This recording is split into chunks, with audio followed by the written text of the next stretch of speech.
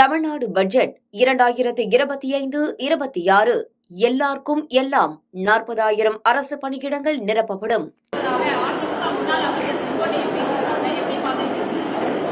அனைத்திந்திய அண்ணா திராவிட முன்னேற்ற கழகம் என்கின்ற மறைந்த எம்ஜிஆர் அவர்களாலும் மறைந்த அம்மையார் ஜெயலலிதா அவர்களாலும் கட்டி எழுப்பப்பட்ட அந்த இயக்கம் இன்றைக்கு ஒரு குடையின் கீழ் ஒரு தலைமையின் கீழ் இயங்கி வந்த அந்த இயக்கம் பல்வேறு குழுக்களாக பிரிந்து கொண்டிருக்கிறது.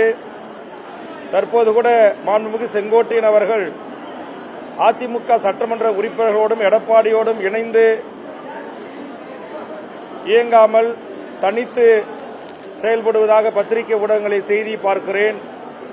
ஆக ஒவ்வொரு காலகட்டங்களிலும் தமிழ்நாட்டில் இருக்கின்ற மிகச்சிறந்த ஆளுமைகளை ஒன்று பாரதிய ஜனதா தன் கட்சியில் இணைப்பதற்கு முயற்சி செய்யும். அப்படி இல்லை என்றால் அப்படிப்பட்ட அரசியல் கட்சிகளை தங்கள் இழுப்புக்கு வரவில்லை என்றால் வருமான வரித்துறை, சிபிஐ, இடி போன்ற துறைகளை அனுப்பி அந்த கட்சிகளை 2-3 உடைக்கிற அந்த வேலைகளை செய்யும்.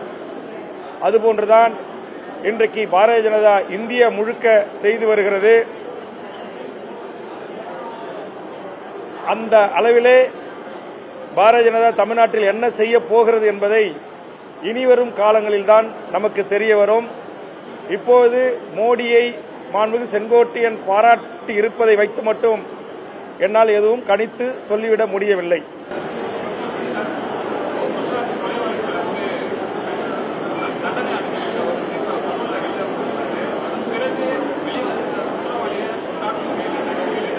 இல்லை, இது ஒரு தமிழ் சமூகத்திற்கான ஒரு 15 ஆண்டுகால அரசியல் களத்தில் தன்னுடைய வாழ்நாளை முழுவதுமாக அர்ப்பணித்துக் கொண்டு பணியாற்றிய மிகச்சிறந்த கள போராளிகள், பல்வேறு அரசியல் கட்சி ஆளுமைகள் இணைகின்ற ஒரு விழாவில் இதுபோன்ற கேள்விகளுக்கு நான் பதில் சொல்ல விரும்பவில்லை.